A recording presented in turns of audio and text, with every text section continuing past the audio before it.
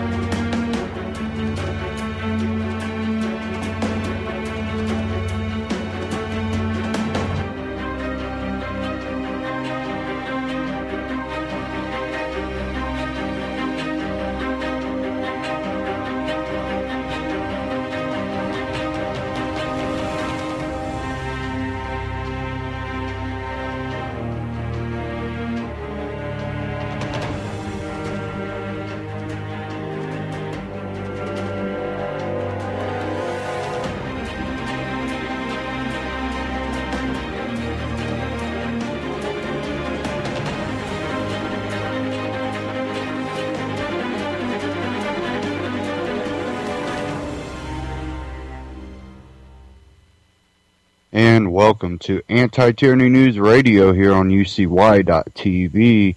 Thank you for joining me this evening. One thing I'll be going over, I'm going to cover this one article, but I'll be going over the border issue later on in the broadcast too. So, this one out of BenSwan.com. Exclusive Border Patrol agent contracting scabies. Agent speaks out, given cease and desist order. And this is out of Murrieta. The Border Patrol agent who is tasked with health and safety for the San Diego Border Patrol sector has been issued a cease and desist order when speaking to media about the threat of illness as a result of thousands of immigrant children crossing the U.S. southern border. Agent Ron Zermeno, who is also the health and safety coordinator for the San Diego sector, was served a cease and desist order by his higher-ups after he began to question the sanitary and health conditions for agents and for the 140 immigrant children who are being transported from Texas to California every 72 hours. Because I stood up and told the truth, they are going to terminate me and I'm going to fight it, says Zermeno, who spoke exclusively to BenSwan.com. They want to quickly get them through the system and get them into the community and let it become the community's problem, says Zermeno. And it's spelled different there, so I'm not exactly how to pronounce it. Every 72 hours we receive 140 children from Texas. In every one of these groups, we are seeing some kind of disease or infection. We are seeing obvious scabies, head lice, kids coughing and spitting up mucus, poor sanitary hygiene. These kids are wearing clothing they left their country in. Already we have had 3 agents who have contracted scabies from these kids. Previously, Zermeno had warned media and Border Patrol leadership that as many as 40 children with scabies had come off one plane with the 140 immigrants. Because Zermeno's job as health and safety coordinator for the San Diego sector is entirely based on keeping agents healthy, it is even more surprising that he received a cease and desist order, which is the first step towards termination. Zermeno says he isn't the only agent being targeted. In fact, San Diego Sector Deputy Chief Scott and San Diego Sector Chief Beeson has sent a memo to all agents requiring a mandatory review.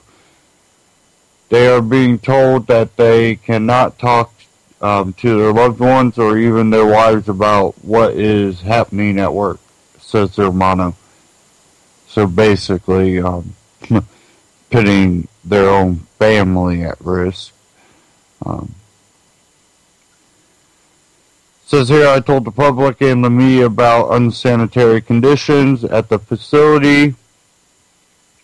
The truth is, Mr. Scott and Mr. Beeson's plan was a failure because it is not securing the border.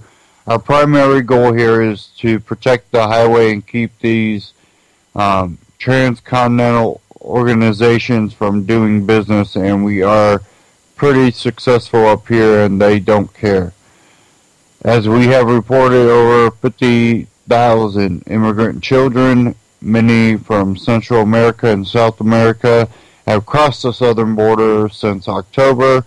These children are being sent to Border Patrol facilities, which Zermano says are not equipped for medical care. You have to understand my level of frustration as a health and safety officer. What is the protocol for keeping things sanitary? They are using Clorox, bleach, and water as a spray. Why are we using a D standard, which we should be using an A standard to protect our agents and the community? Zermano went on to say that his bosses are more worried about their promotions and their bonuses than protecting the country. We swore an oath to protect this country, and that includes a health risk to this country. And that's the end of that article. And really, I wanted to cover that for one reason. The way that all this is being handled only has political gain. That's what is being used, is this whole immigration thing. And it will be used against us. And we already hear about North American Union. Haven't heard that for a while. Well, it didn't go away, just like all of the issues we are facing have not gone away. They just keep reintroducing them, giving them new names, and we have to continue to fight them. There was a clip here. I'm going to have to find it again here.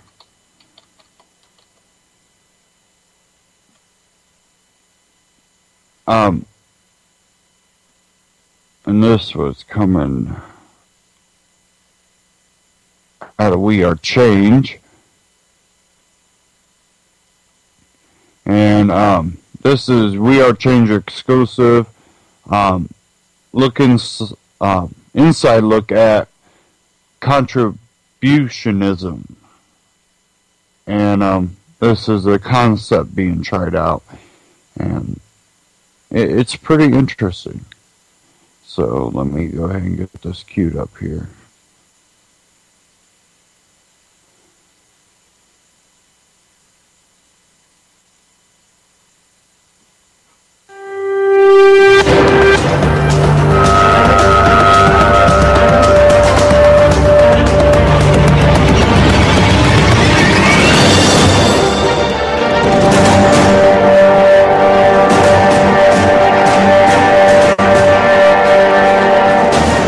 Hi, this is Alec Cope of We Are Change, and I'm here with my friend Rafi.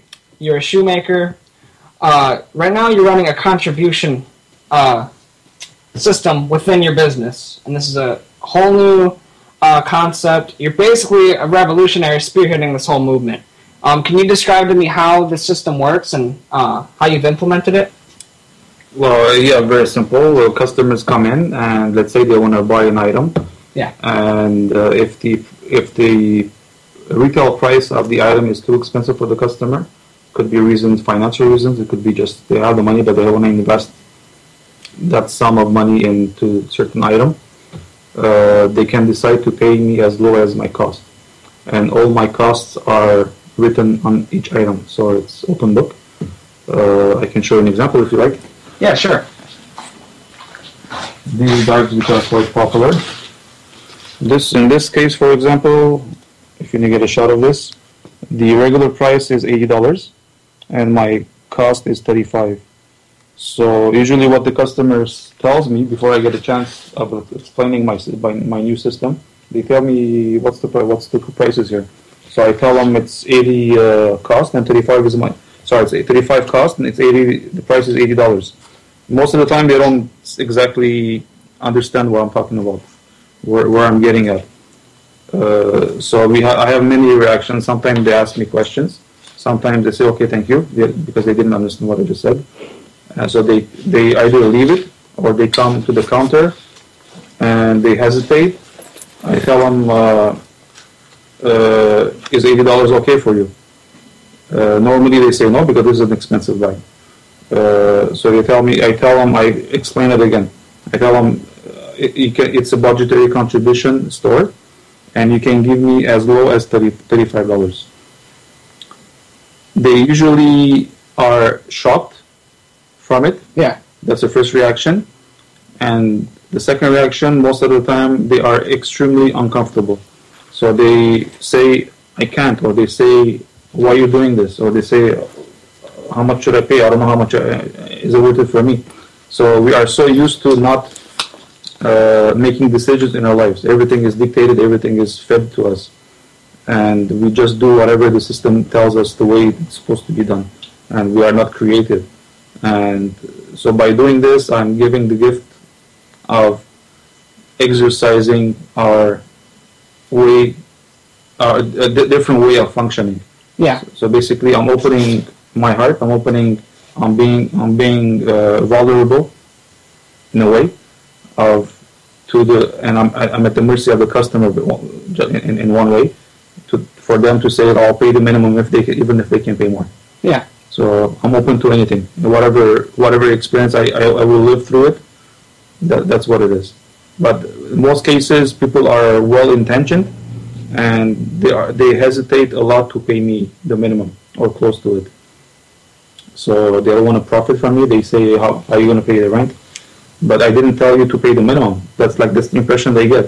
That's quite a phenomenon, because what they hear, you can pay as low as 35. Automatically they think I can pay 35. That's not what I just said. I said if your budget doesn't allow you to pay more than 35, I'll accept $35 from you with pleasure, with love. Yeah. But this is a new concept. Very new. It's new. I have another question. Yeah. I can tell because I posted a video about Michael Tellinger. I did an interview with him, and I was reading through some of the comments, and I saw people talking about how humans are naturally competitive and whatnot, even though there's 400 peer-reviewed studies showing that humans are naturally cooperative. But basically, how are you doing financially? I was here earlier when a customer, a nice older woman, she was surprised, very surprised by it, and she asked, "How are you surviving?" So, how are you doing financially with it? I know you haven't had the system forever. How compare the old system of doing it and this new revolutionary system you've adopted? Financially, nothing has changed. I'm probably working more than before because every shoe that comes in, I fix it, whether they're worth it or not. I can show you a concrete example. I mean, without doing this system, I would not do this job. This is about a 45-minute job. So the customer needed to change the soles, and it's a plastic shoe, it's synthetic. So this probably cost, I don't know, $40, $50, $60 at the most. And I told the customer it cost $30 to resole it in the inside. And she obviously said, "I don't want it, it's too expensive."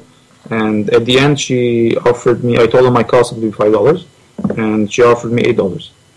What this does is that I ask myself, is it really worth? I mean, can't you pay more than $8? Come on, I'm reselling your shoe, and I mean, which country are we living in? What's $8? It's nothing. Doesn't bring us far.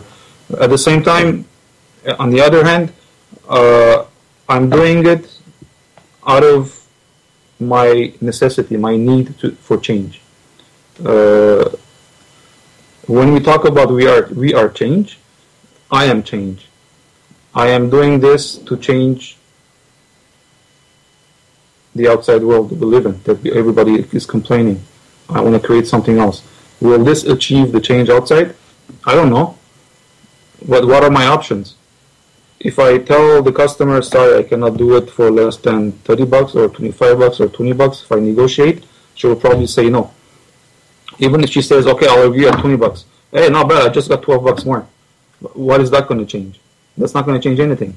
That's the way we've been functioning for hundreds of years.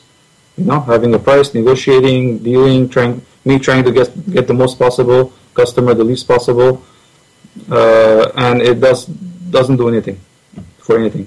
So I'm bringing a new concept, a new way of doing things. Customer decides the price. This is totally new. I mean, that's maybe not totally, but very new.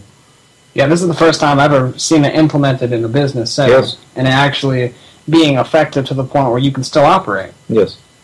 Yes. What sort of message would you tell somebody who is completely new to this, is all for competition, and I know there's pros and cons of competition? How would you explain this whole new way of thinking, living, to someone with that perspective on life? Competition is very important, it's very necessary if you want to remain in the survival. If you intend to stay in it, you got to compete. You got to kick ass, and you got to find ways to outdo your competition, to get the most possible, and put as much food in your fridge as possible to better survive for you and your family. So it is a big necessity to survive. In order to survive, you got to compete. I am basically fed up of survival. For me, survival equals death. I'm dying every day. Struggle. Yeah, it's as simple as death. It's a slow death that takes I don't know how many years to eventually die and done with. Yeah. You hear people say, I'm 6 years old, I'm 7 years old, I have 10, 20 years more to go, and just waiting for death to come. But in reality, they've been waiting the death since I don't know how many years, way before that, unconsciously, you know? Yeah. So like I survived all my life, I'm fed up now, I'm just, okay, come and get me. Let's finish this. So what I want to do, I'm 45 years old, I want to start living.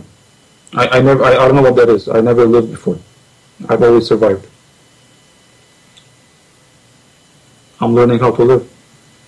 This is allowing me to exercise living. It's crazy, but that's all it is. I mean, I could have gotten more than $8. Who cares? I mean, let's say I did it for $30 full price, $22 more in my pocket. You know, so what? What is that going to do? Am I going to be able to take that $20 and buy life? No, I can't. So I'm finding, and life is free, by the way. Living and learning to live and detach myself from survival, definitely money cannot buy. So it's not through money. Money will only keep us in survival, and the need for money always keeps us in survival. That's a beautiful perspective on life. So I'm basically, you can look at it this way. I gave her $22, not a discount, but less than the usual. So I'm buying life by charging myself $22. Now I have $22 less in my pocket, and but I'm learning to live. I think it's quite cheap. It's a good bargain for me. It's wonderful. That's the way I look at it. All right, amazing. Is there any last message you'd like to convey to the audience of We Are Changing everyone else, humanity? The best advice I can give, which is not easy to suck in and to integrate, is that let's stop seeing ourselves as victims.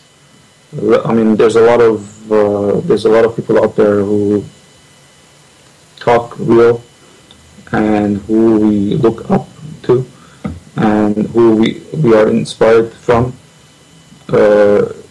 Let's not only be inspired of them, let's become an inspiration also. Let's become the change. I agree. And let's stop looking for saviors.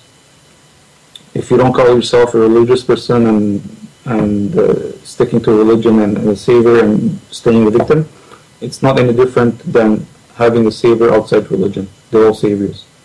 It's not their fault. I'm making them a savior. So let's say whoever, I don't want to give names, but whoever we look up to, and we're just waiting. Okay, let's see what he's going to say today. Let's see what he tells me, what I should do, what I should know. That's just automatically, by definition, that's a savior. It's a god. So let's all become saviors. Let's all become saviors. Let's all become leaders also. Yeah. So let's stop following. It's possible. In the animal survival world, it is not possible. But in order to go outside of survival and start living, we all have to become leaders. Billions of leaders on the planet. Examples. And by definition, leader does not mean dominating others. I am my own leader. I lead my life. I dictate my life. And I respect the life of the others also. Because I see others as leaders as well. And responsible for their lives. So, sure, inspiration is good. Information is amazing. Let's listen to those people. Let's have conferences. Let's go listen to them. But at the same time, let's become those people also. It's wonderful. Yeah. All right. One last thing. Rafi decided to patch my shoes up for me for free. Normally, from what he was saying, shoemakers won't do it because they're considered dead. As you can see the leather right here. He did it himself out of the good kindness of his heart. So, with that, thank you, Rafi. You're a beautiful soul, and I appreciate what you're doing. This is Alec Couple We Are Change, and I'm signing off.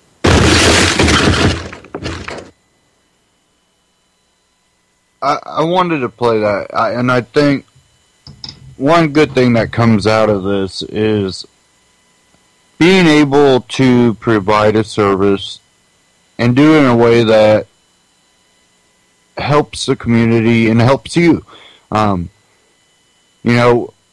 The way we've been operating things, I think, is coming to an end because people are realizing just the BS. The value of our dollar being lost is a major contributor. When that dollar doesn't buy as much, maybe that profit margin being so high won't work out for you as a business.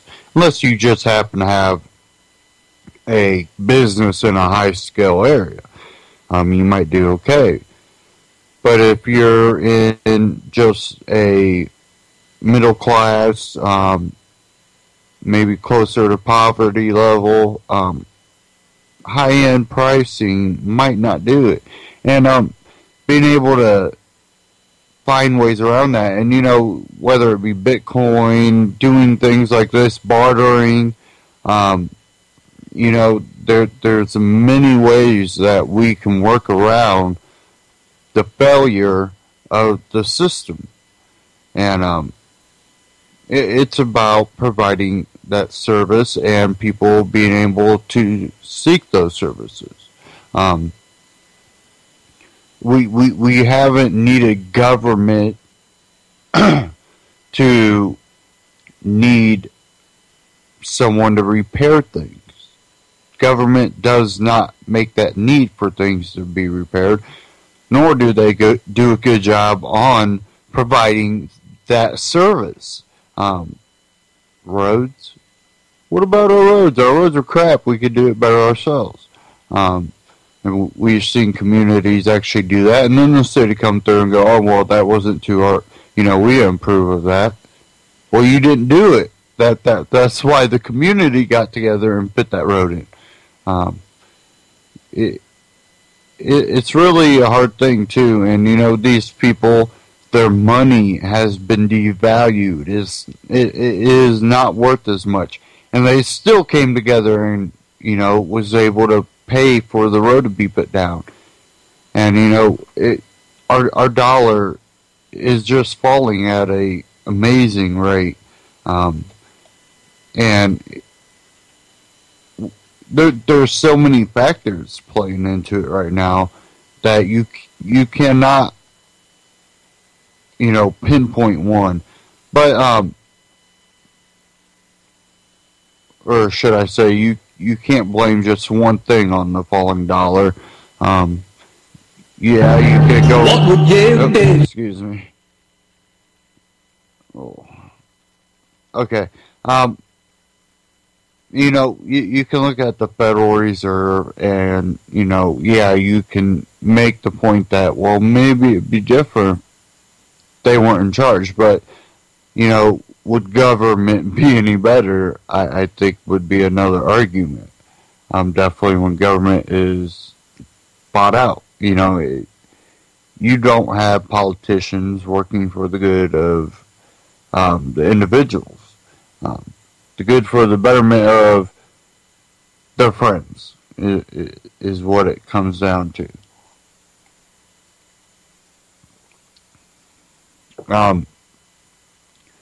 I got a little 5-minute clip here from Adam Kokesh, the tangible value of the U.S. dollar.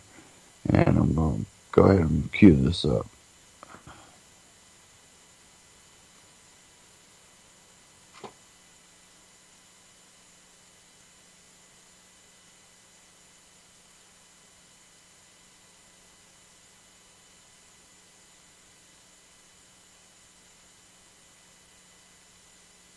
What's your challenge there?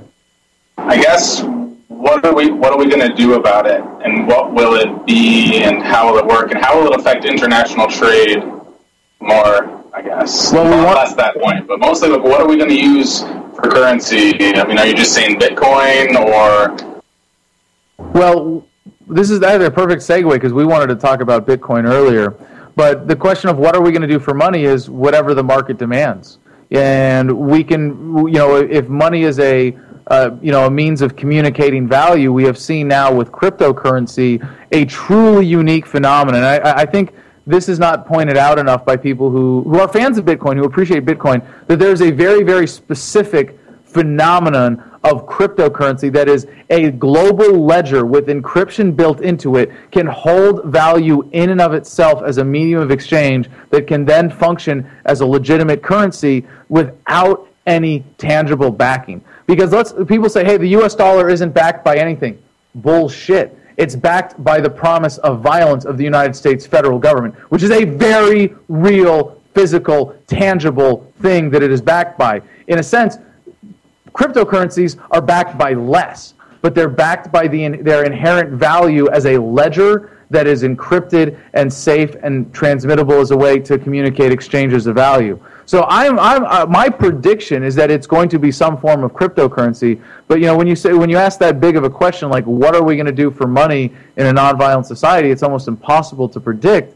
But it's pretty clear that the market is going to want certain things. It's going to want divisibility. It's going to want portability. It's going to want it to be digitizable, which we already have with the dollar as the global reserve currency, but we have especially with cryptocurrency. They're going to want it to be encrypted. They're going to want it to be safe.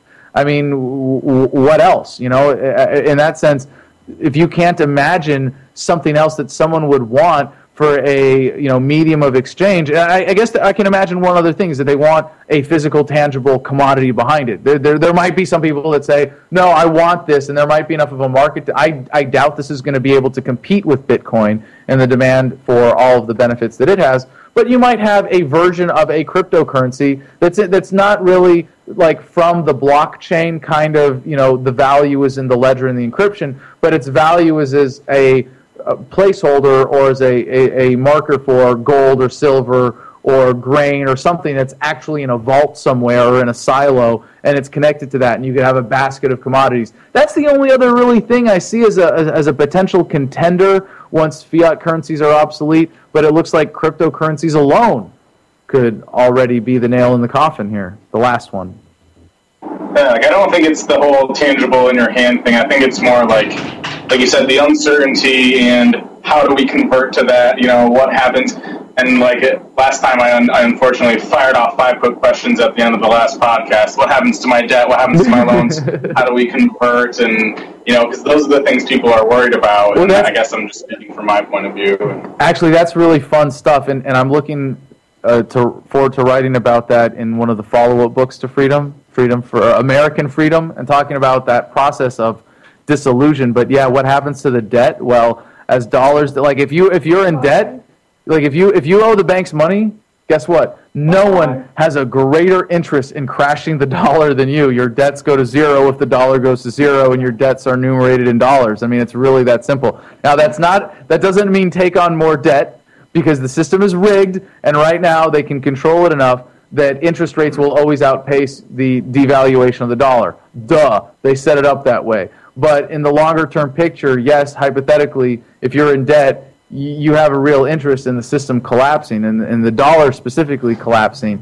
But that's basically what happens to the debt. That's really it. And for people that want to preserve their debts, they're going to have to convert them to the new currency. That's what I was going to say. I feel like that would be the problem. Because a legitimate question, I just bought a car from the car dealer. I've only been paying for it for a month. If my debt goes away, I got a brand new car, and now the car dealer is out of a car. He only got 1 month's worth of payments for it, that kind of thing. You get a sense of where the resistance is coming from now?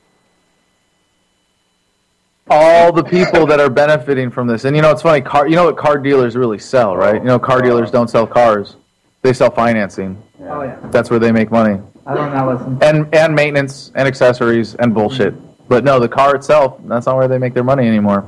The dollar as the reserve currency of the world is certainly being challenged. And making a practical decision to move a portion of their business into mountain hours, it makes a lot of sense. So one Bitcoin can be divided between...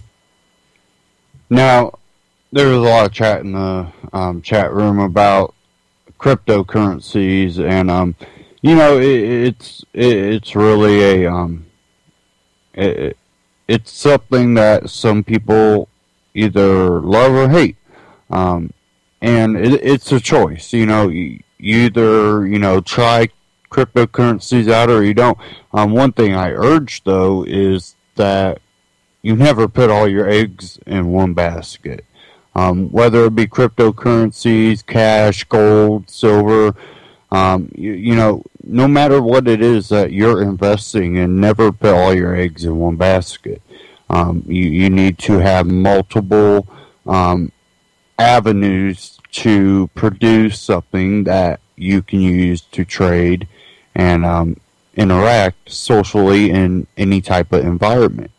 And that's why gold and silver, it still has that, asset value, because really any country is going to go ahead and take your gold or silver if you want to trade that. China's buying it up. So, it's one of those things that it's okay to, go, hey, I want a little gold, or I want a little silver, or I want a little Bitcoin. Just don't put all your eggs in one basket. You definitely will lose out in one way or another.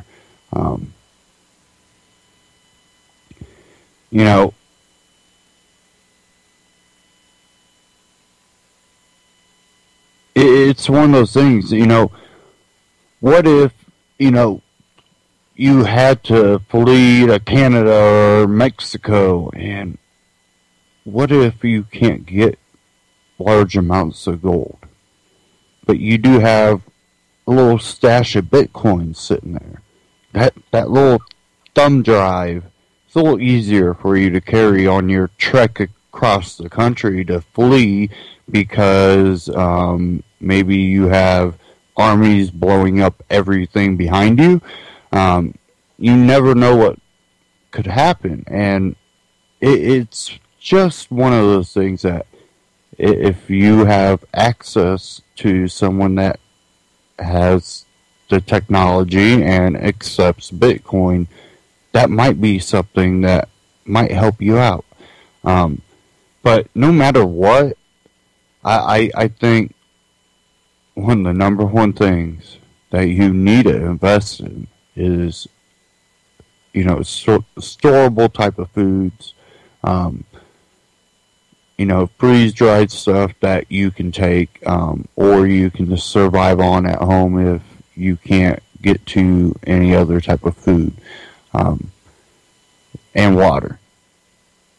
So if all else fails and you just don't have money to buy all kinds of supplies, well, you better have food and water. Because no matter what situation you're in, you will need food and water. Talking about people trekking across countries and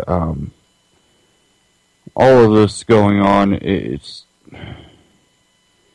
I have multiple mixed type feelings going on. I don't hold these children responsible for trying to seek a better life. I don't hold the parents that are in bad situations for wanting to send their kids to a better situation. Maybe there's some ignorance and a lack of understanding going on, but I think there's something deeper. I think there is something conspiratorial going on here. Oh no, he's a conspiracy theorist.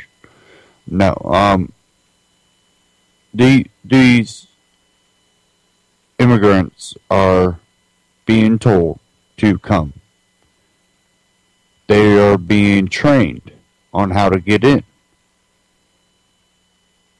The White House, the government, in the beginning of the year, was planning for this and was putting out contracts for this. And now it's happening. That in itself should be enough evidence. But still, we're not impeaching Obama. We're not holding anybody responsible. Like Benghazi, like Fast and Furious. Eric Holder's still up there.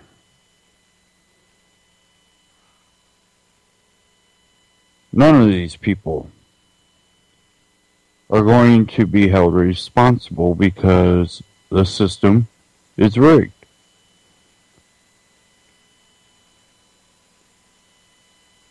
Okay, excuse me there. I had an article, but I had to close out a couple windows there, so I have to bring it back up.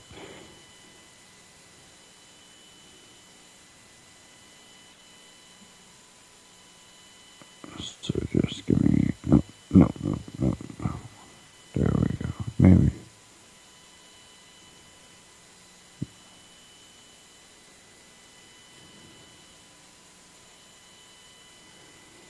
Okay, here it comes. And this one is out of theblaze.com.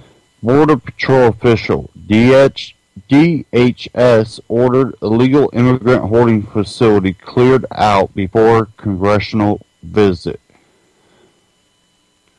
Give me a second here. Department of Homeland Security officials are stonewalling lawmakers who try to make unannounced visits to immigration detention facilities throughout the country and are closing off public roads along the U.S.-Mexico border in an effort to keep journalists and reporting on the growing illegal immigration crisis, federal law enforcement officials told The Blaze. The official said senior supervisors have made scheduling visits ahead of time mandatory at detention facilities, turned back officials from unannounced visits, and the Border Patrol agents have been forced to clean up facilities and transfer illegal aliens from unauthorized holding cells before they are inspected by lawmakers. Reporters have also been stopped by DHS officials from traveling along public access roads near Rio Grande, where most illegal immigration children and groups are crossing into the U.S.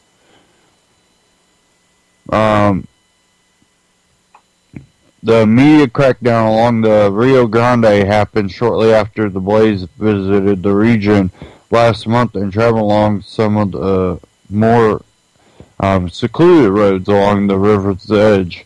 The blaze witnessed dozens of illegal immigrants turning themselves in to Border Patrol agents after making the crossing into the United States, and interviewed many of them before they were taken away. While in McAllen, Texas, the blaze made multiple requests to have access to facilities where illegals are being held. Border Patrol spokesman Joe Gutierrez said all requests need to be approved by senior DHS officials, Washington, D.C., and all were denied. A tour of a facility in Brownsville, Texas, was given to reporters who were forbidden from speaking to agents or immigrants. The blaze chose not to participate in the tour. Border Patrol agent Chris Cabrera said supervisors in his sector cleared more than 200 illegal immigrants being detained in the Sally Port, a garage used to load and unload illegal immigrants, last Wednesday when a group of bipartisan senior lawmakers made a planned visit to the McAllen Border Patrol station. House Judiciary, mouth is getting dry here.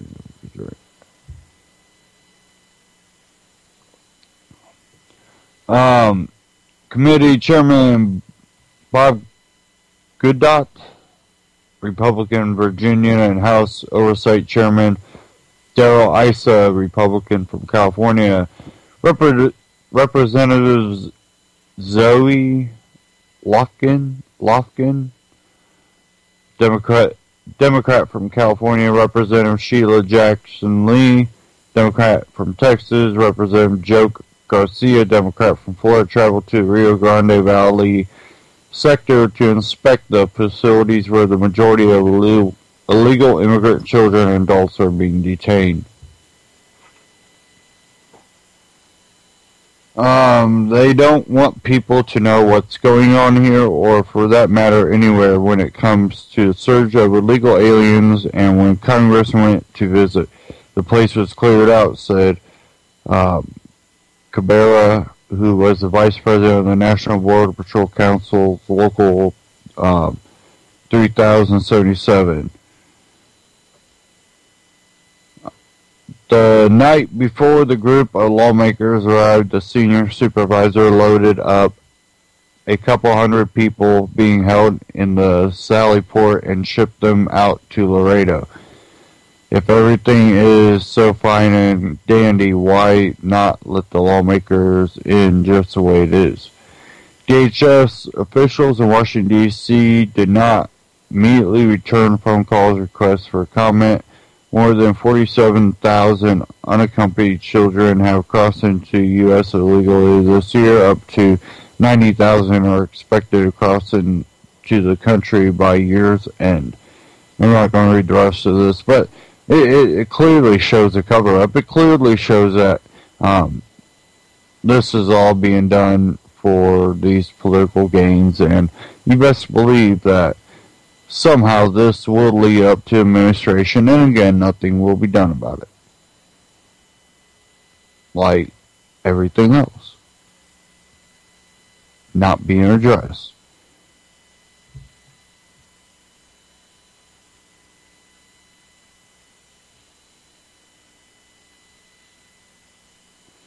Okay.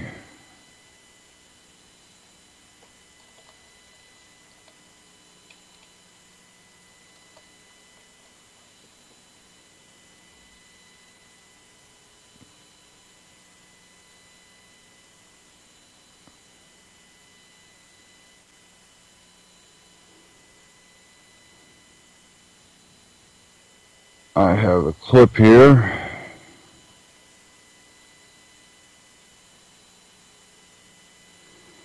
And this one is Overcoming History and Moving Forward, and this one is from Stefan Molyneux. And, you know how much we hear a lot of people talk about history. It seems like we still keep repeating it. Like this whole idea of government. That's pretty outdated, and I think it in every form of government it's proven not to work. But let's go ahead and cue this up. Hi everybody, Stefan Molyneux from Free Domain Radio. Hope you're doing well. FDRURL.com/donate. Please, please, please help out the conversation. You know its value. You know its uniqueness. You know you need to do something to help it spread. I can't lift the world by myself. I can't even budget on my own steam. So if you can donate to the show, fantastic. If you can donate some time and help spread the message, share some shows if you'll be very kind. That would be fantastic. So, a question I often get is, how do I overcome my terrible childhood and have a healthy, happy relationship with a romantic partner as an adult? I get this in particular from kids of single moms. So I will, I'm a offspring of a single mother and a doozy, as they would say. And I have a wonderful, wonderful marriage with a woman I consider to be the absolutely greatest human being ever invented by space aliens eating dinosaurs. So I don't know if I can give you what you need, but I can certainly give you what worked for me. So the first ingredient, of course, is to fully accept without reservation just how terrible your childhood was. Your brain is always poised to photocopy. Your brain is like, okay, so shitty childhood. We doing this again? Any chance for change? Are we stuck inside a terrible tribal-based matrix that we can't escape? Are we just doing the same thing again? Because remember, you're here because people got to have sex and reproduce. In other words, you're here and made it to adulthood because a man found a woman willing to accept his sperm and raise his children. And that's the purpose of life, and that's the reality and the reason as to why we're here. And there's no other reality and reason as to why we're here. So your genes are constantly seeking for a willing egg holder, right? A smiling egg cup is your pointy bit's destination. And this is, I'm just talking for the men here. We'll talk a little bit about the ladies in a sec. But so you're driven psychologically and emotionally and biologically to do that which is necessary to gain access to ovaries and to a willing mother for your offspring. And so if you had a terrible childhood, then it means that bad women give eggs to bad men, right? That's what your biology interprets, right? So if you had a crappy childhood, if your mom was violent or neglectful or abusive in other ways or just horrible human being in general, then your balls are like, oh, okay, so it's like horrible woman fest.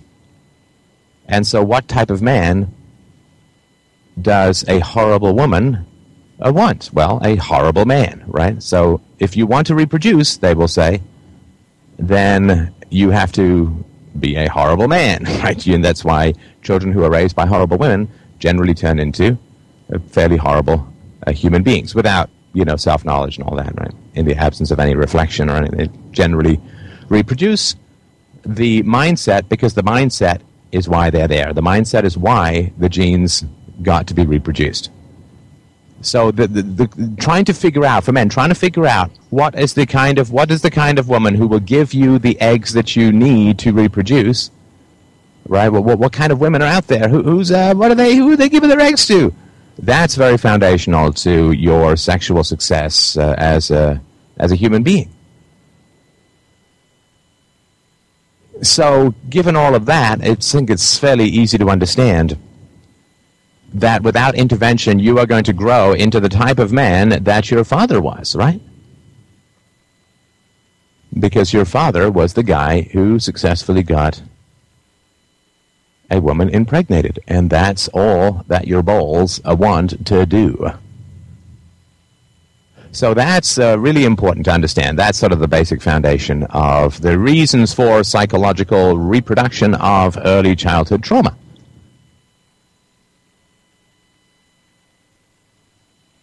So the first thing that you need to tell your body, or that you need to tell your unconscious, is that there are choices. This is not an absolute. So in a tribe of 70 people or 50 people or 100 people, you really don't have choice. Right? You simply don't have choice. And so your brain is like, are we in a tribe or are we in a city? Are we in the country or are we in the city? In the country, there's precious little choice. In a tribe, there's precious little choice. Frankly, none. But if you're in a city, then you can change your social circles.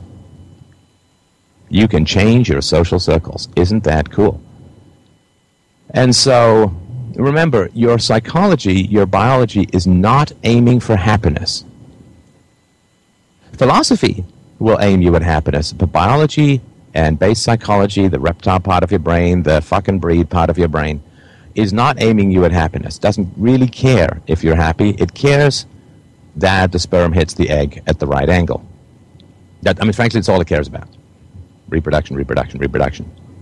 You don't have a sex drive because your sex drive will make you happy. I think there are hundreds of millions, if not billions of men around the world, and women, who will say that their sex drive has made them enormously unhappy. So biology is not aiming you at happiness, but eggs and sperm. And philosophy will aim you at happiness. So the first thing you need to do is you need to say, how my mother was not an absolute. In other words, you need to inject the free will aspect into your mother's life.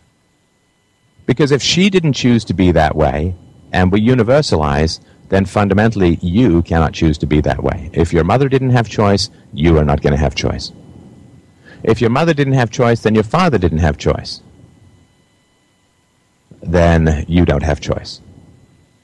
You can create some sort of artificial division, but that's pretty exhausting and debilitating in the long run. Holding two opposing thoughts in your mind is extremely dangerous and damaging to your energy, to your self-respect, to your integrity, to your morality, because you're always keeping fire and ice at bay in your brain, and they're constantly trying to mate with each other, and you're constantly pushing them back, and you can't rest, and you can't relax, and there's this constant battle. If you set up, parents are human beings. I am human being. Parents have no free will. I have free will. We're both human beings, so human beings both have free will and have the opposite of free will. That's just exhausting, and I would not recommend that path at all. So the first thing you need to recognize is that your parents had choice and you had choice. Now, this is true of everyone who's alive now. Yes, I will fully grant, in the Stone Age, people frankly didn't really have choice. They couldn't move to any place more sensible. They couldn't move to any place more rational. There's just no particular possible or even remotely possible way of even trying to deal with that issue. But in the 20th century, there was mobility, there were choices, there was philosophy, there was self-knowledge, there was psychology, psychiatry, in its original form, sort of the pursuit of self-knowledge, this, that, and the other. So all of that was available to people, even in the country. They could move to the city, and people did, right? If there was a gold rush, where did people go? When people went to the gold rush, they hit it hard. People moved countries. All the people in the 18th and 19th centuries, they came to America. And why did they come to America? To pursue a better life. So people were able to cross entire oceans on rickety boats and all this, that, and the other, able to get all of that stuff done so that they could live a better life. And so the idea that people can't move to be with healthier people or look for healthier situations, look at what's happening in the U.S. border in the South at the moment. You've got people willing to risk death, ride on top of trains through tunnels just to get their kids over the border. And this is what people are able to do to pursue better opportunities. Well, that's exactly what they want to do. They want to pursue better opportunities. And so, given the mass human migration that occurred in the 20th century and continues in the 21st century, despite all legal impediments that are conceivable, well, what can I tell you? It's hard for people to say, I didn't have a choice. Of course they did. Of course they did.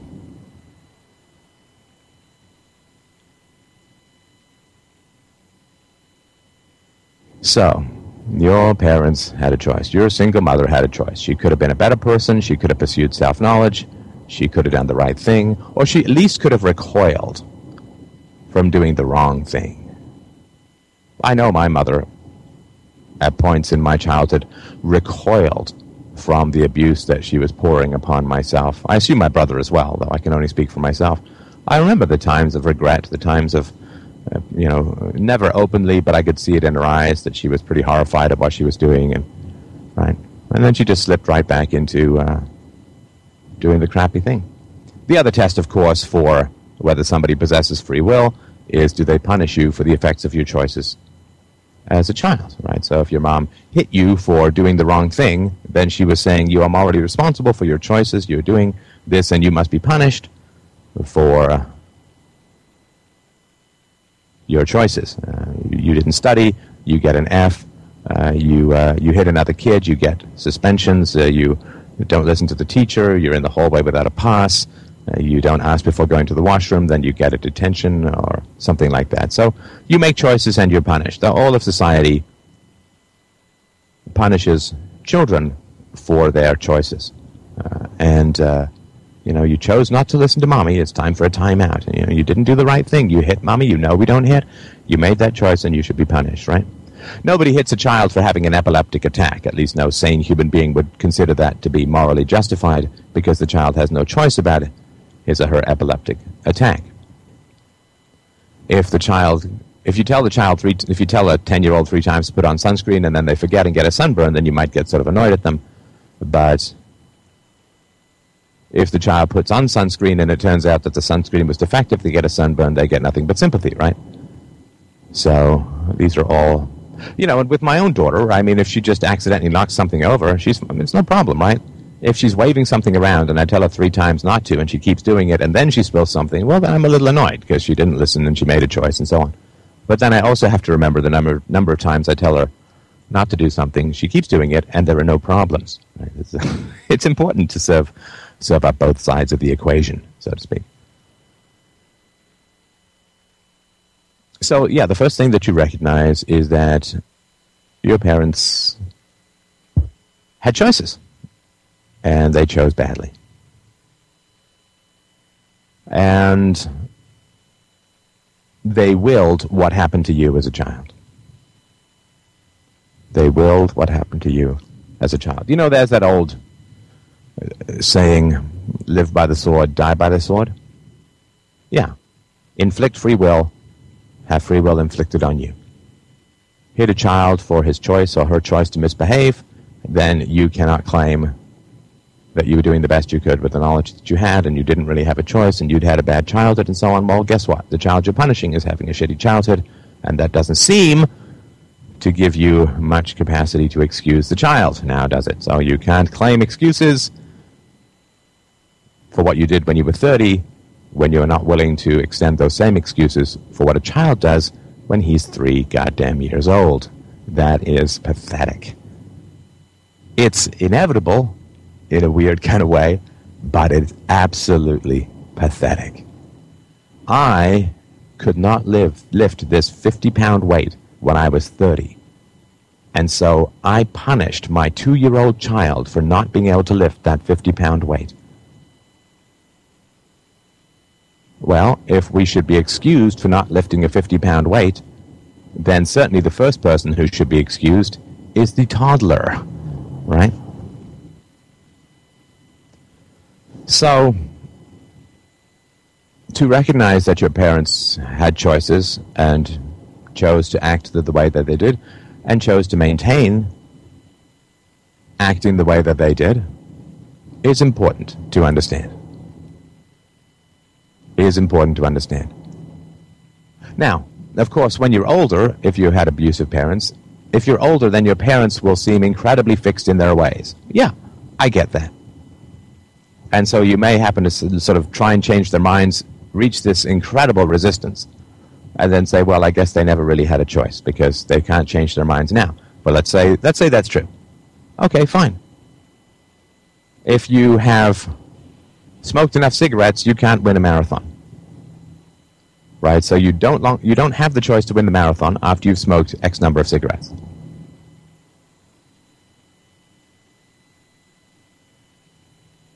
And yet, your choice to smoke those cigarettes was your choice to smoke those cigarettes. Right? So if you end up with diminished choice later on as a result of prior choice, does not excuse anything.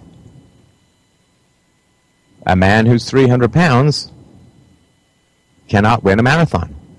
I get that. I would not say that he has that choice. But he does not have that choice because he ate too much food and did not exercise previously, which is deep down to say that he did not pursue his self-knowledge with regards to his trauma, which is incredibly well known. I mean, there's nobody around who's had access to a television or a bookstore or a library who has no idea that self-knowledge is important. I mean, the number one show on daytime TV for like years is Dr. Phil. And Oprah talks about it all the time, and it's a self-help section in bookstores is huge, and Deepak Chopra and Chiclet Teeth Banana Hands Tony Robbins also have these shows, and it's sold out.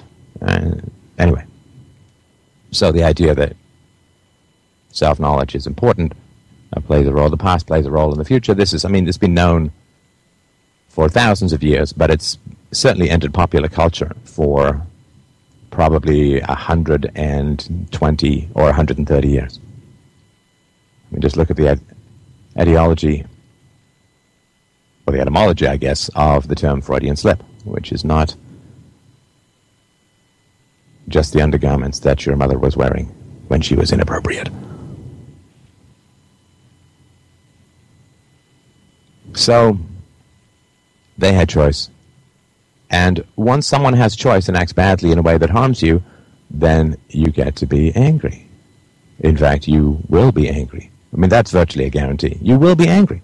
Of course you will be. If someone consciously acts in a manner that harms you permanently, and don't misunderstand, don't underplay, when you have a bad childhood, you are permanently harmed. Doesn't mean that you're permanently broken, but you are permanently harmed. Even with all the self-will. I mean, look at me. I got cancer, right? It's because I had a hugely elevated chance of getting cancer as a result of childhood trauma.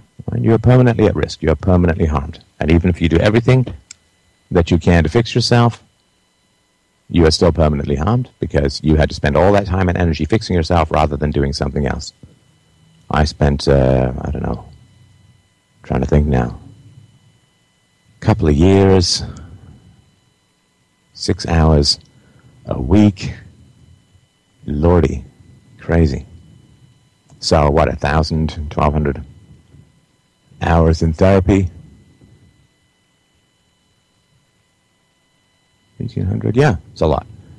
Yeah, 1,800, 36, 4,000, I don't know, 3,000 or 4,000 hours in therapy, and huge amounts of money on therapy, and time. And this just in therapy. I also did journaling, and right, so I don't know, 10,000 hours of self-work to get myself. Well, that's 10,000 hours I could have spent becoming an excellent guitarist, or learning Japanese, or any number of writing songs, any number of things. That stuff's all taken from me because I had to do all of that work just to get back to functionality. Not back to normality, but back to functionality. So, yeah, I was permanently robbed, and my life will be forever shortened. I mean, most likely it's going to be shortened by a history of child abuse, but it is also shortened by all the time that I had to spend dealing with the effects of child abuse. So, yeah, that pisses me the fuck off. I mean, that pisses me off. You know, if somebody had injected you with a drug that raised enormously your risk of cancer, or ischemic heart disease, or, I mean, you go through the fdrurl.com/BIB, or go to bombinthebrain.com, you'll see. If somebody had injected you with that kind of drug, you would actually be justified. Oh, they were waving that kind of drug right? You would be justified in shooting them in self-defense. If somebody was going to inject you with that kind of drug, you would be entirely justified in shooting them in self-defense in order to save yourself from such a fate, right? So yes, it is a murderous level of rage when you have been attacked consistently as a child. You will end up with a murderous level of rage. And anyone who has not experienced that or denies it is, just not prepared yet, not ready for the reality of what has been done to them. So, when you get angry, then you are signaling responsibility on the part of another. Right? Exasperated or frustrated is more to do with this person did a bad thing by accident. Right? So if my child hands her helium balloon to another child who accidentally lets it go, then I'm sort of frustrated and exasperated, but I'm not really angry. I'm not angry at all, actually. And especially if the other child, bursts into tears for having lost the balloon, I'm more likely to be sympathetic and comforting. In fact, I can't think of a situation where I wouldn't be like that. So, on the other hand, if the child who has my daughter's balloon smiles in a malicious manner and consciously opens his hand to let go of the balloon, then I'm going to be angry. Because it's accident versus choice. So once you grant choice to your abusers, you reclaim choice for yourself. And the price of choice is rage. The price of choice is rage. Because the price of choice is the acceptance of and rational assignation of moral responsibility, right, to yourself and to others. And with moral responsibility with choice comes moral responsibility, which comes evil for harm. And rage is our response to evil. And murderous rage is our response to life-threatening evil. Right? If some animal is trying to attack you, you will feel rage to the point where you will kill the animal rather than let it harm you. I mean, we do that for the most part with mosquitoes, and all they're threatening to do is take a bit of blood and give us a minor itch. But we'll often slap them, right? So, rage is the healthy response to evil, to life-threatening evil, and significant child abuse is a life-threatening evil, right? It permanently harms you physically, raises cortisol levels, raises stress levels, permanently changes the brain, and causes nervous system realignments and creates hugely elevated chances of becoming an abuser. And I mean, just it's a life-threatening experience, even if you don't become suicidal or if you don't become addicted to something dangerous, whether it's fast cars or heroin or sex or gambling, something that's, could get you killed. Or just become a smoker, right? I mean, people who've gone through a lot of child abuse have a 20 years less life expectancy.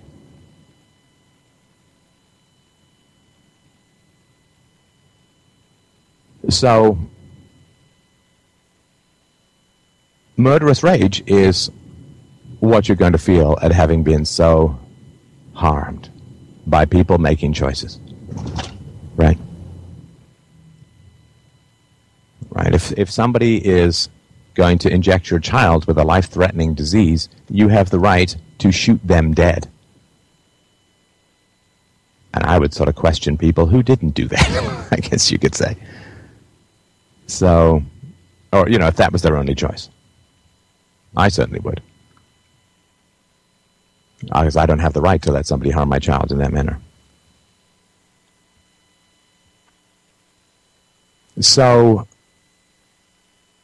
rage is the recognition of choice and moral responsibility, and rage is to say, I reject it, I reject it, I reject it. And you need to reject it at such a fundamental level that your brain begins to reorganize at the unconscious level. So this is why everyone teaches you forgiveness, so you don't get angry, so you don't change, right? It's the abusers who teach you forgiveness, so that they can further abuse you then for being angry at the abuse they provoked, right? Right, so if your mom abused you and you're angry, she can say, well, you need to learn to forgive and forget, and things are in the past, and move on, and right. So she gets to further humiliate you for being angry at the abuse you suffered at her hands, and perhaps fists and tongue. So forgiveness is just another abuse mechanism that is eminently encouraged by people who are abusers or those who serve the needs of abusers by blaming the victims. Forgiveness is a way of blaming the victim for not being over your abuse, right? And it's usually only applied to children, all right? We don't say to victims of the Holocaust that they should give up trying to catch Nazi war criminals or get their money back from Swiss banks and so on. We don't tell them to forgive and forget. We don't tell rapists that they need to forgive their rape victims, that they need to forgive their rapists and so on. It's children that this is always applied to. So this is why I just have such a hate-on for what is talked about as forgiveness. If forgiveness is such a fucking virtue, then why do we not focus on having parents forgive their children rather than punish them? Because it's, right, children have no power, and we side with the powerful and hold the victims down while they can kick and beat and scold them and all that, right? That's natural. Natural now. It's not human nature. It's just natural as it stands. So, yeah, your parents had a choice. They're responsible for their choices. And when you fully accept that, that is going to make you very angry. And that anger is incredibly healthy, but incredibly dangerous. And you will be criticized for that anger from every cowardly and broken human being on the planet. Because anger threatens the cycle of abuse, which so many people are participating in, right?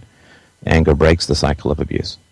Just as I've said before, if you want your immune system to get angry at a disease, to kill it, well, in the same way, you want to get angry, though not kill, right? You want to get angry at your abusers. And anger, we're always told to not have, right? I mean, slaves can't be angry because the anger of the slaves ends enslavement. So, of course, you'll be told to don't get angry, for heaven's sakes. How could you possibly think about getting angry? You need to forgive. You need to forget. You need to move on. It's just poisoning you. It's not changing the other person. Well, of course, the whole anger, yeah, I mean, what the hell does anger have to do with changing the other person? I mean, if a lion is attacking you and your fight-or-flight mechanism kicks in, is that because you want the lion to turn into a gazelle? Of course not.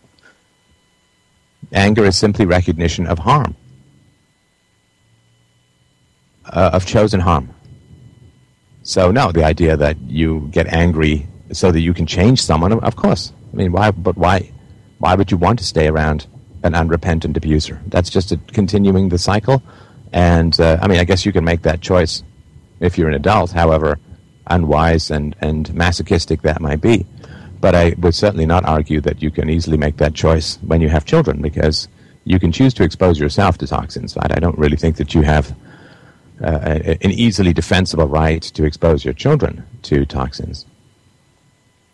And unrepentant abusers are toxic to both your children and to you as a parent, right? Because it harms you as a parent, harms your capacity to be a parent, and thus interferes with what you can productively do for your children. So that's my argument. I hope it makes sense. I fully understand that's not exactly a ABC sequence of action, and I'm sorry for that. That is the path. Those are not the steps, right? And basically it's a GPS destination with a couple of waypoints, but not exact driving directions, because that's not something which I can really talk about in general, because it tends to be rather specific to each individual. But yeah, I mean, the Sith are right. Embrace your anger. Turn to the dark side. That's where the light is, right? You kick at the darkness till it bleeds daylight, as the singer once said. And you really need to, I say, embrace and accept your anger at evil, right? Otherwise, you'll end up taking out your anger on the good or the innocent, as your parents did, and you don't want that. You don't want that. That becomes very, very hard to recover from. Thanks again, FDRURL.com/donate. Love it if you would help out. Take care. Now, I don't completely agree with everything in that. I don't say go to the dark side. I say understand the dark side. But when it comes to it, there are certain things that are forgivable and certain things that are unforgivable, but that also depends on the person. If you're willing to forgive, what did they do and how offensive was it to you? One thing is, we see so much of the population really fight over so petty of things that they're not looking at forgiveness. But, like you said, it's something we apply to children, not to ourselves.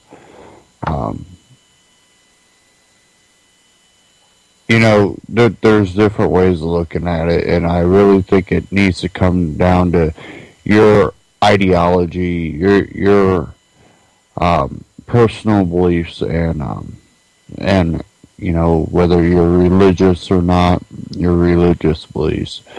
It's one of those things that I think character speaks out, and the way you handle yourself and the character you present, and the way you live, again, be the change you want to see. You have to really commit to that character that you believe represents an ideology. And when you look at liberty, freedom, the free individual, you have to understand that you're going to be offended, you're going to be annoyed, but that does not give you a right to harm others. You only have a natural right to self-defense, not offensive.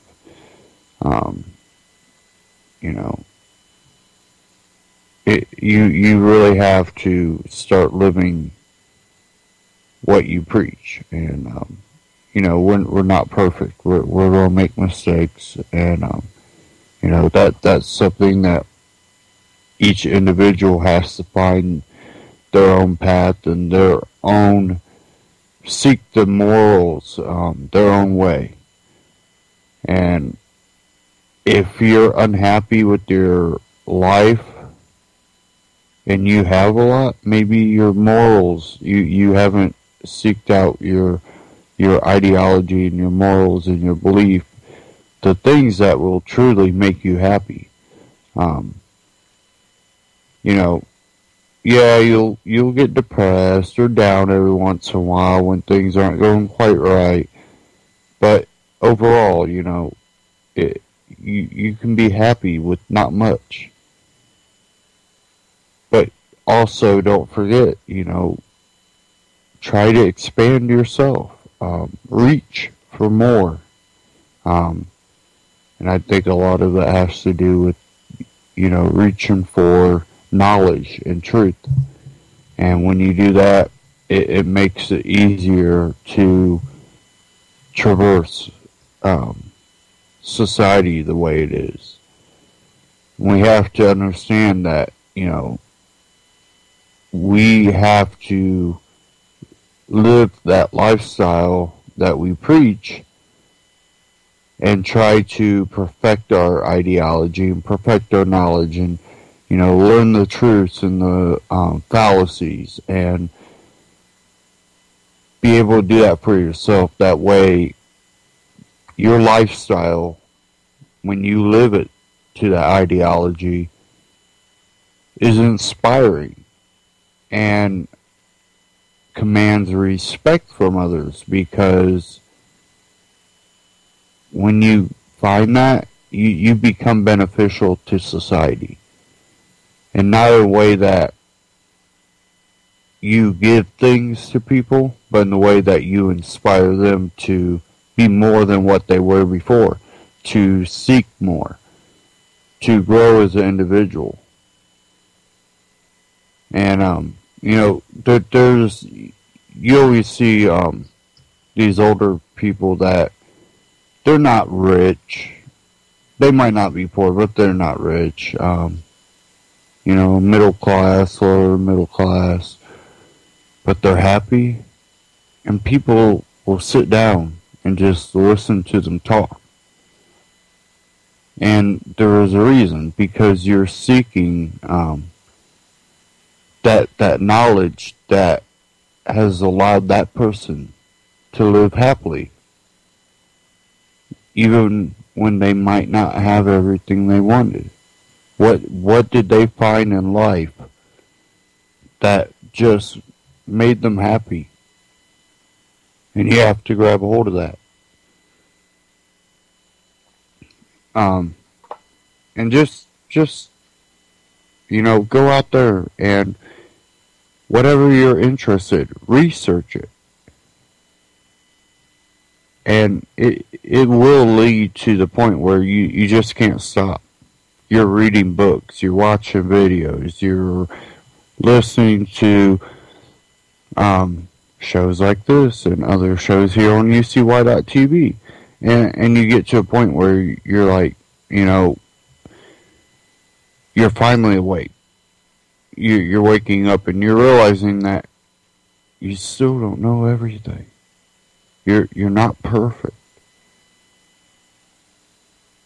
And I think that I've seen enough people really truly benefit from it that it's possible to create a free society. And if you look at mainstream media, they're pretty good at convincing the unknowing public that there's no hope, because most people don't think the way you do. That there's not this growing majority of people that understand. They don't want you to know that. And they do a pretty good job of convincing the masses to not even question what they're doing, because there's no hope. There's no hope of turning that around.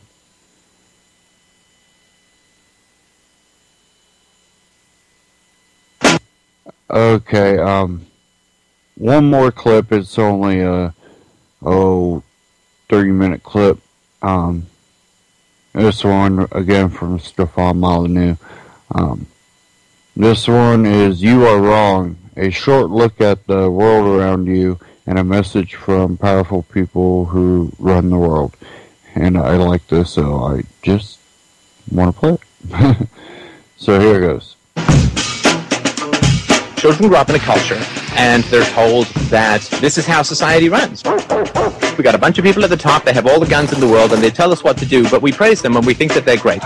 And we have a government that takes half of our property in order to protect us from people who might take our property. This twisted, monstrous, hellacious, Sauron-infested edifice called culture. At the logical riddles we have infested this world with, and the degree to which they wrap around and strangle the neck of humanity, we have the government who can grab us, kidnap us, throw in the back of a windowless van, throw us in jail, because we're afraid of people who might use violence against us. And we believe in sky ghosts that nobody has ever seen, which is one of the 10,000 ghosts that the world believes in as a whole. But the other 9,999 are completely ridiculous, and we laugh at them, those funny Hindu goddesses with the 8 arms. We instead worship this hippie-looking guy who walks on water and comes back from the dead. That's totally sensible. All the other religions are really crazy, but this one is really, really sensible. Oh, and now you have to go to school. You're in a natural state of curiosity. You learned how to crawl, how to roll over, how to walk, how to talk, how to read, and how to do math and all of that. You did that just as part of your daily activity. You have a hunger for knowledge. You ask why all the time, and you really want to know what's going on. But now, We have to harness that natural curiosity, joy, creativity, and exploration of the world, this hunger, this thirst, this drive to know, and we have to seal it up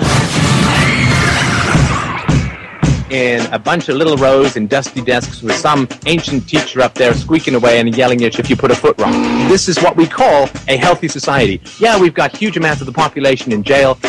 I'm sorry about this. We have used you. We have used your flesh, blood, curiosity, brains, intelligence, and creativity as collateral to borrow from all the bankers in the world against you. So sorry, we have sold you into slavery before you were even born. We still have wars. We have drug addiction, promiscuity. We have a divorce rate of 50%. We have public sectors that are completely out of control. All of this is our society, but it's so healthy and so great and so wonderful. By God, if you deviate from this society, you are wrong. And you must conform to this society. People club the kids with culture. Emphasis on the first syllable of that. There is a cult in culture. And that's an insane kind of arrogance. The beginning of wisdom is always humility. It is always a statement, I don't know. And anybody who can look at the society that we have, the recessions, inflation, housing crashes, unemployment of 22%, endless wars, anybody who can look at that society and say that this society has the right to force children to conform to that society because it is just so right and just and healthy is so sick that you can't even speak a language called health with that person. It will probably make their head explode.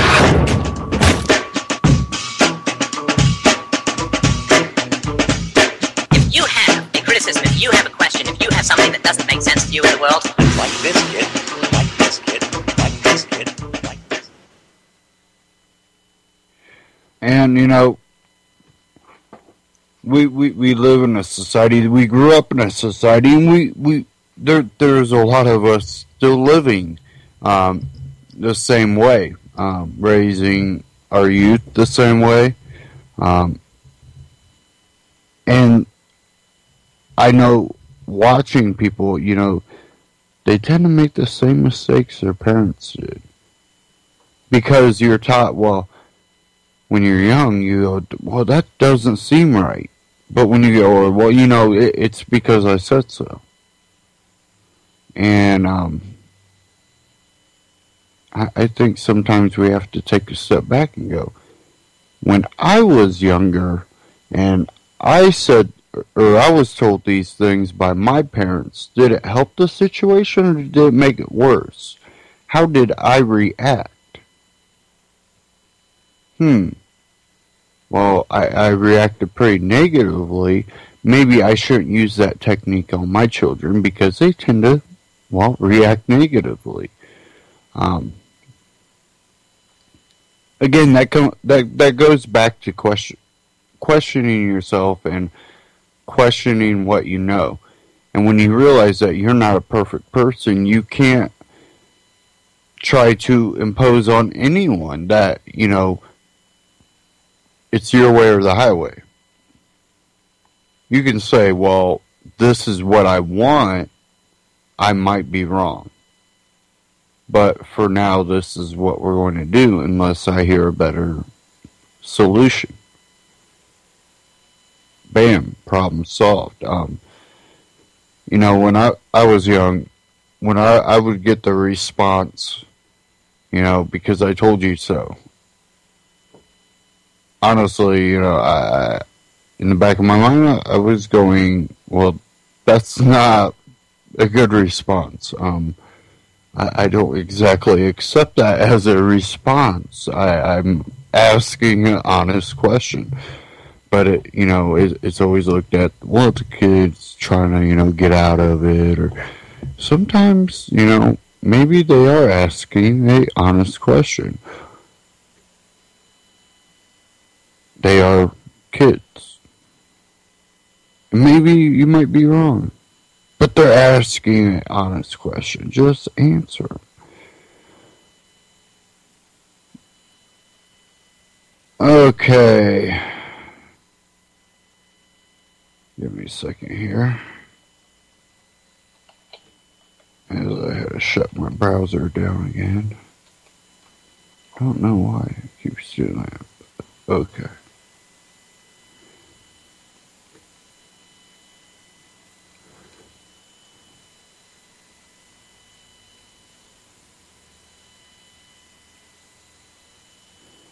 And one thing that it's an article I've seen go across my newsfeed, and I'm not sure if I talked about this on the broadcast before, but this one came out of Natural News, and think government wants to help you revisit the true horrifying history of the Tuskegee medical experiments on blacks. It's one of the most shameful experiences in our nation's history, government experimentation on African Americans in the guise of syphilis research. As noted by Alan Bellows at the Damn Investigating blog, the medical community in general had few tools in its arsenal to battle syphilis, a crippling affliction that at the time was spreading quickly in certain areas of the world, particularly in areas of great poverty. Even for those who could afford medical care, Bellows wrote, the only known treatments rivaled the disease itself and the harm they did to sufferers. In 1932, Dr. Taliaferro Clark of the United States Public Health Service, PHS, a uniform federal health agency overseen by the U.S. Surgeon General, launched a study in Macon County, Alabama, to document the progression of what had become a very troublesome sexual transmitted disease. It was a region that was home to scores of poverty-stricken, largely illiterate black farmers, cases that had reached great proportions. The Tuskegee syphilis study was undertaken in the hopes that a deeper understanding of syphilis would provide new insights on potential treatments and possibly justify a government-funded treatment program. But from these noble beginnings, a lack of funds and a shortage of ethics led to one of the most shameful clinical mishaps in U.S. history. $50 stripe. Syphilis, which is caused by the bacterium Treponema pallidum, is one of the more dangerous sexual transmitted diseases. If left untreated, it can cause substantial health problems such as damage to the brain, nerves, eyes, heart, blood vessels, liver, bones, and joints. In extreme cases, it can cause difficulty coordinating muscle movements, paralysis, numbness, gradual blindness, mental illness, and even death. The Tuskegee Syphilis Study was launched in cooperation with a hospital in the Tuskegee Institute, a black university funded by Booker T. Washington, a national African-American leader, educator, author, and presidential advisor in the 19th and early 20th century, who died in Tuskegee in 1915. The PHS did not provide residents with many details of the study or its purpose, but officials offered a daily meal and free medical treatment to anyone who participated, in addition to a $50 burial stipend for anyone who would attend who agreed to allow an autopsy in the event that they died during the study. To the men who labored in the fields every day and paid rent on the land with a share of their crops, this offer was extremely appealing, wrote Bellows. 600 volunteers were accepted for the study, including 201 healthy men in the control group and 399 who tested positive for syphilis. Keeping it secret. The catch: there were no funds available to provide any useful medication to participants, so researchers could do little more than watch as the disease progressed in those who were affected. They reasoned that as long as they did no harm to the patients, the study methodology was justified by the knowledge that it would produce for the whole of mankind. But as Bellows notes, almost immediately, however, these noble goals buckled under the weight of misguided research. Doctors decided not to disclose the seriousness of the disease to volunteers, instead informing them that they required treatment for an ecological sickness, which they referred to as bad blood. Researchers instead provided sick patients with daily aspirin and doses of iron supplements under the guise that those were more potent medications. The deception caused Dr. Clark to retire from the project shortly after it was launched, but the remaining research team stayed in place, Bellows wrote further. Under the care of nurse Eunice Rivers, an African-American nurse who had trained at Tuskegee, blood samples were periodically taken from participants. They were also subjected to occasional spinal taps, a test where the spinal column is punctured by a large needle to collect a sample of cerebral spinal fluid. This golden needle treatment offered no health benefits to patients. In fact, it often triggered severe headaches and nausea, and there was a small risk of disability or death. But the researchers deemed it necessary in order to test for indications of neurosyphilis. In the end, many study participants died. Autopsies revealed a wide range of syphilis complications, including leaky heart valves, burst aortas, skeletal tumors, degenerated spinal cords, and brain damage. And researchers refused to turn over the cure penicillin to their patients in the interest of research and science. And there is a link to the entire report by Bellows. We've seen where they've tested on troops, they've tested on people in other countries, why our military was over there. This is the same government that's in control now. People have changed, but what government does has only gotten worse, and you can't, really believe that they still are, or that they're not still experimenting on the populace. Spraying chemicals from rooftops, and then you look at our GMOs and all this. People go, do you really believe that GMOs? Yeah, to a point. Do I think GMOs could possibly be beneficial to humanity? There's a possibility, but not the way they're doing it.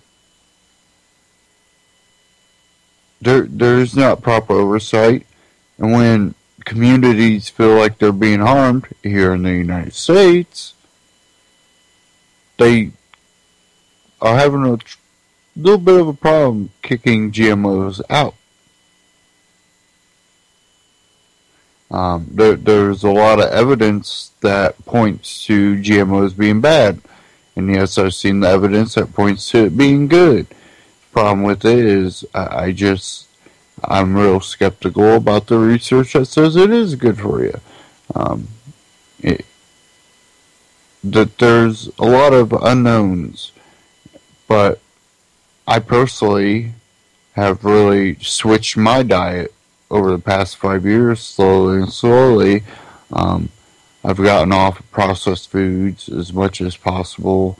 I've, I get fresh vegetables that I provide the seeds from my Patriot Supply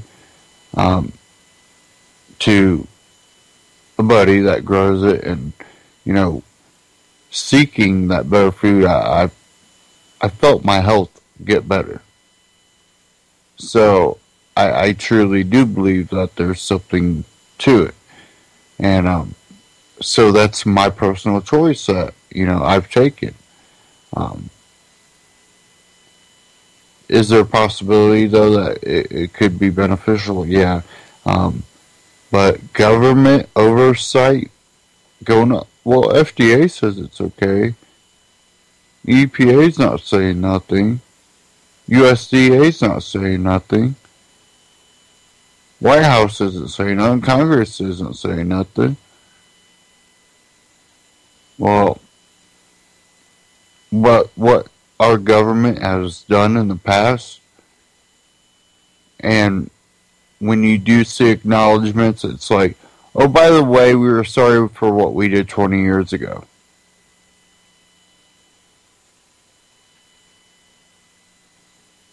Yep, sorry. What is that?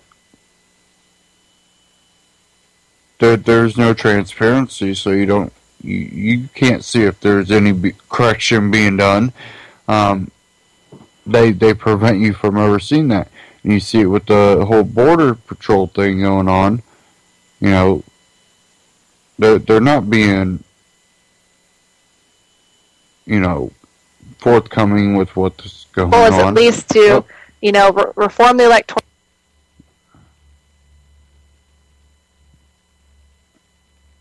Sorry. Having things load. Okay.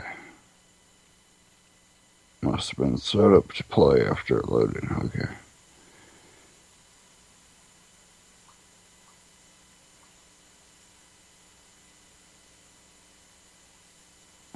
But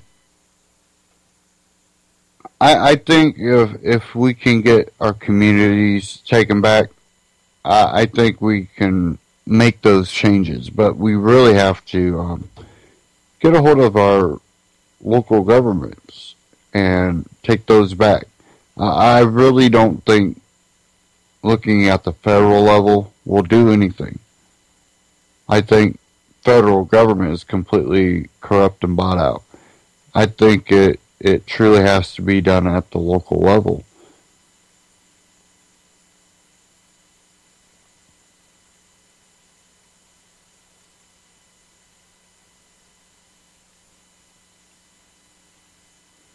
And here's another one about some U.S. spy secrets in Lisbon, Portugal. This one's coming from We Are Change. Just another example of what goes on with our government. This is Ugradowski of WeAreChange.org here in beautiful Lisbon, Portugal, and I'm joined by my good friend Federico here, who is actually an investigative journalist and author. Now, Federico has been telling me about a lot of fascinating things when it comes to U.S. relations and Portugal that I never heard before regarding Kissinger, Bilderberg, Iran-Contra, and a lot of things that I find extremely fascinating. So, Federico, you taught me a lot of interesting things that I never heard about, never knew about. What to you is the most important thing that you think is being censored, and also that the American audience is not getting? Well, actually, thank you very much for the opportunity, because I've seen your work on the internet, and it's great for you to be in Lisbon finally, because this is the place where you should have been a long time ago. There are many American histories buried in Lisbon, and as part of my job as a journalist, I've been investigating. My investigation started with the death of the Portuguese Prime Minister in 1980, Francisco Sá Carneiro, and his Minister of Defense, Adelino Amar da Costa. They both died on the crash of a small Cessna plane on December the 4th, 1980. Now, this is very important because the date of 1980 is the date where there is an alleged conspiracy in the United States. Me as a journalist, I hate conspiracy theories. Yeah. As a journalist, we should destroy the conspiracy theories. Yeah. Those who are responsible for the conspiracy theories are the journalists who don't do their work. Yeah. I want to do my job. And it wouldn't be theories if you ask the right questions and we're able to vet and find out exactly what investigations, what's happening, so people don't have to make up all these, crazy, insane theories. But going along with what you're talking about, what kind, what direction, what questions, what conspiracies have you kind of unfolded?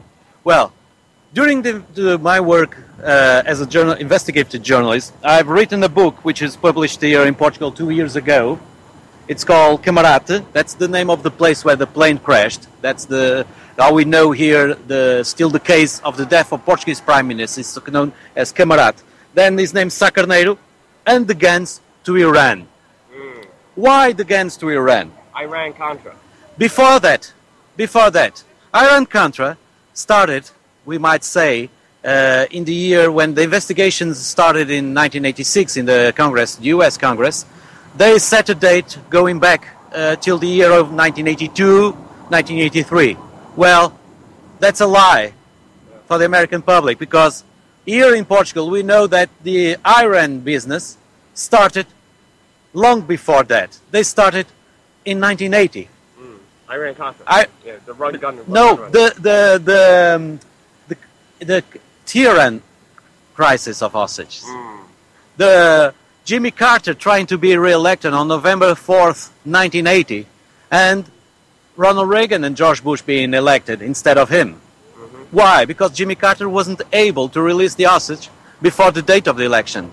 And we here in Portugal are now finishing an investigation in the Portuguese Parliament, which is still going on in this right moment, making questions like why Kissinger was in Portugal just a week after the elections in the United States. Why Kissinger? Is it true that Henry Kissinger came to Portugal to speak with the Prime Minister and the Minister of Defense about US sending guns to Iran?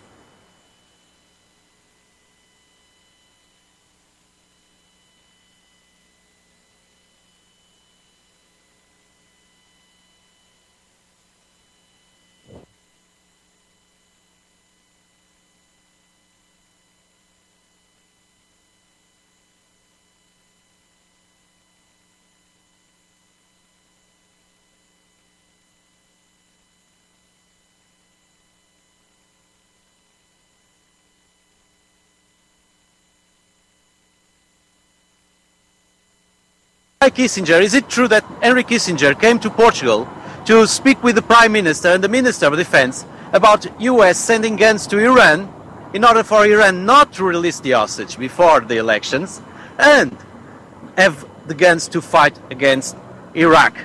The war against Iraq and Iran started in September 1980. Allegedly, there was a meeting between George Bush and Iranian representatives on October 1980, and they decided that guns should be sent to Iran and the hostage would not be released before the elections on November the 4th, 1980. And the fact is that Jimmy Carter wasn't re-elected and the hostage were not released. Yeah. They were only released on the day of inauguration day of Ronald Reagan in 1981. What happened in between? The Portuguese Prime Minister died on a plane crash, which is being said it was a bomb inside of a plane. We are now investigating, finally, here in Portugal, why there was this bomb. Is it possible that the Prime Minister and the Minister of Defense were really investigating a secret gun deal throughout Portugal? And now that takes us back to Iran-Contras, because during the Iran-Contra, we knew that Portugal was used as a third country to send guns from Israel to Iran. So we might ask, but were their business doing also before the elections in 1980? I might say it's not my conclusion, but all my investigation points out to one answer.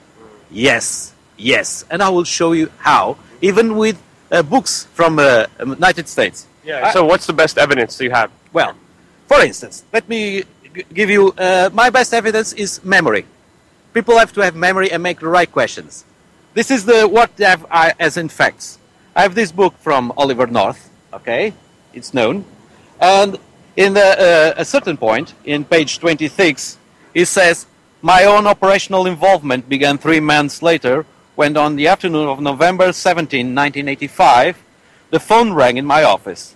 The caller was General Itzhak Rabin, Israel's defense minister and the military genius behind this country.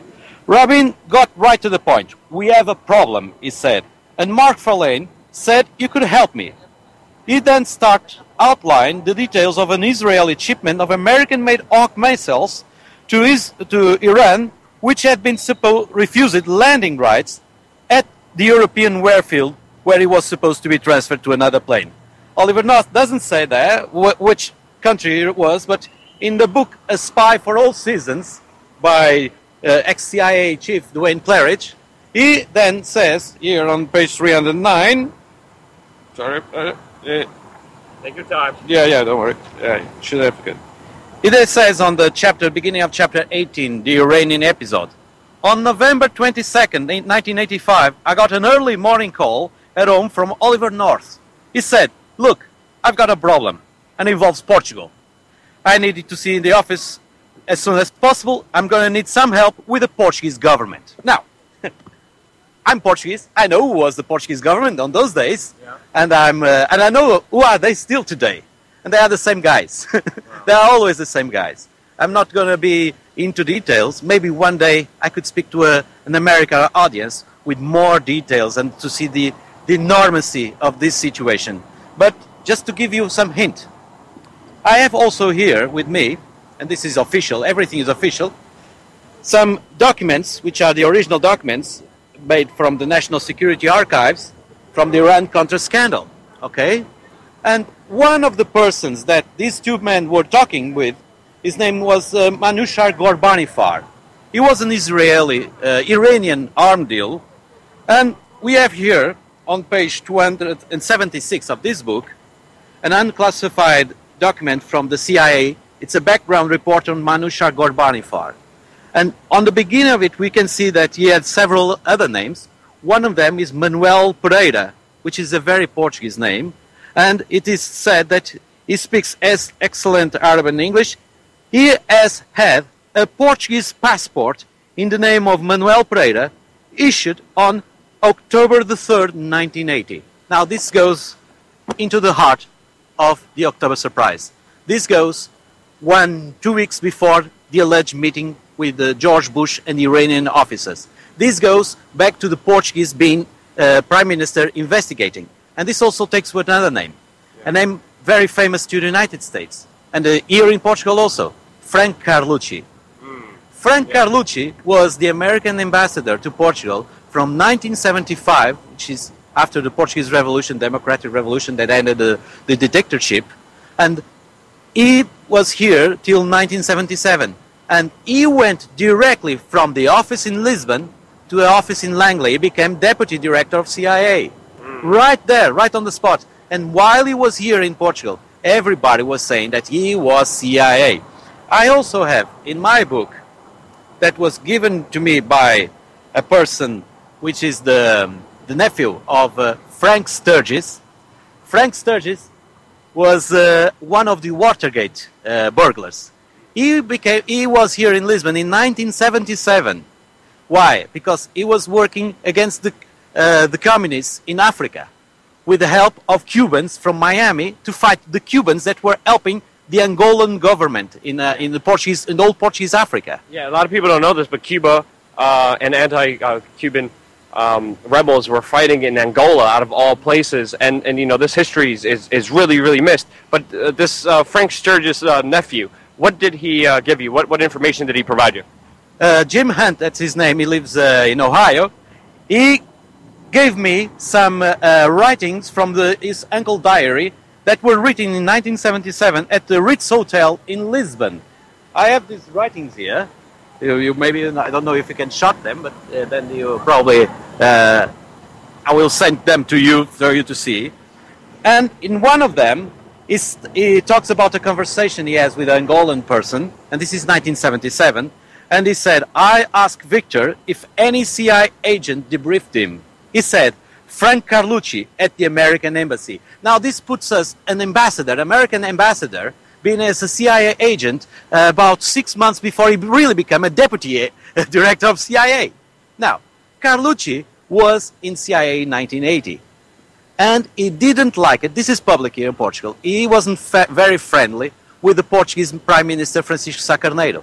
He preferred, which is a good friend of his, and he recently came to Portugal 3 years ago. He even met with him. His name is Mário Soares. He was a former socialist leader, and he became president of the Republic in 1986. So these names are very, I must say, they are still today giving influence to the general policy and the international policy that has been made in Portugal, the Middle East, and the United States. Wow. And this story is buried here in Lisbon, waiting for you American journalists to find that out. We are still investigating many of these facts in the Portuguese Parliament. I will keep you informed now that we know personally. I will do my best to keep you and your audience informed about what's going on. Your link will be in the description below, how people could contact you, and definitely next time I have a rendezvous with Mr. Kissinger, I think it'll be interesting to ask him what he was doing here. But just to wrap everything up, you know, obviously CIA had their hands here in Portugal, and they were using it to ship arms through Israel, through Iran. They were funding both sides of that war.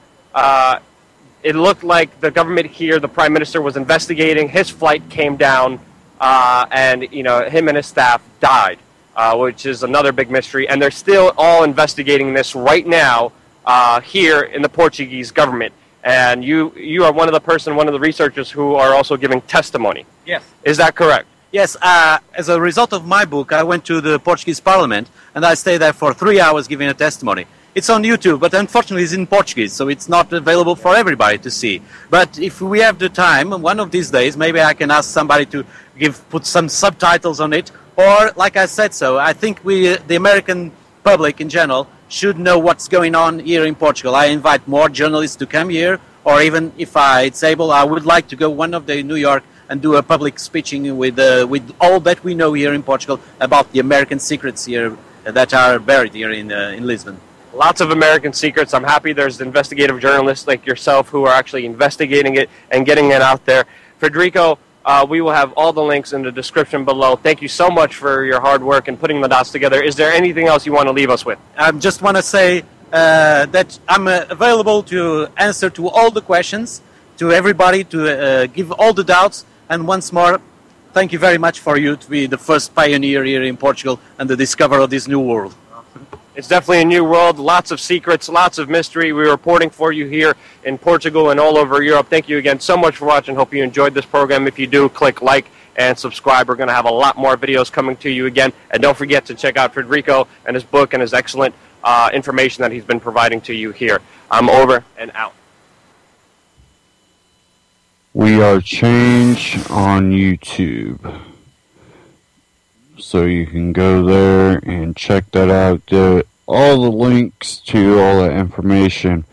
But, you know, a lot of us are pretty understanding that this is how government has operated and currently operates.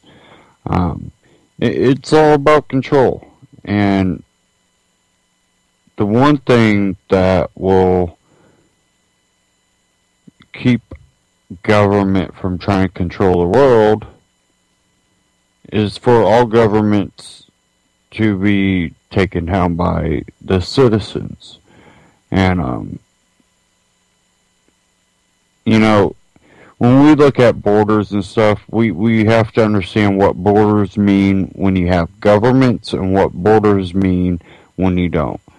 Our borders should be expanded over North America, South America, the world, as free individuals.